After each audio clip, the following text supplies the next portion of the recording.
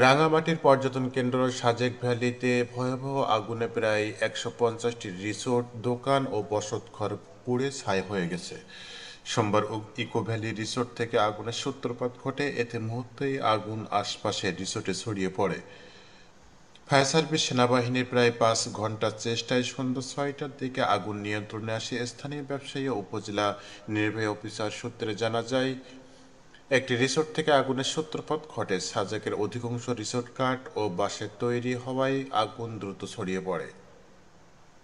এছাড়া সাজেক ভ্যালিতে দমকলের কোনো স্টেশন না থাকায় এবং পানির অভাবে আগুন নিয়ন্ত্রণে আনা সম্ভব হচ্ছিল না। প্রাথমিকভাবে সেনাবাহিনী ও স্থানীয়রা মিলে আগুন নেভানোর চেষ্টা করে। খবর পাওয়ার পর নিকটবর্তী দমকল স্টেশন, খাগড়াছড়ি, দীঘিনালা ও বাঘাইছড়ি উপজেলা থেকে ২টি ইউনিট রওনা দেয়। পাহাড়ি পথে ফায়ার সার্ভিসের ইউনিট পৌঁছতে সময় লাগে প্রায় ২ ঘন্টা।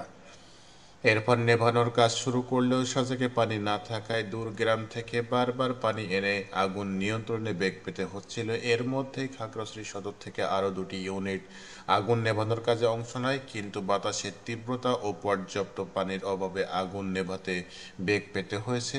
মোট ৪টি ইউনিট আগুন নেভানোর কাজে নিয়োজিত ছিল। বাঘাইছড়ি উপজেলা নির্বাহী কর্মকর্তা শিরিন আক্তার বলেন, আগুনের তীব্রতা এবং পানির সংকটের কারণে ফায়ার সার্ভিস পৌঁছেও আগুন নিয়ন্ত্রণে আনতে পারছিল না।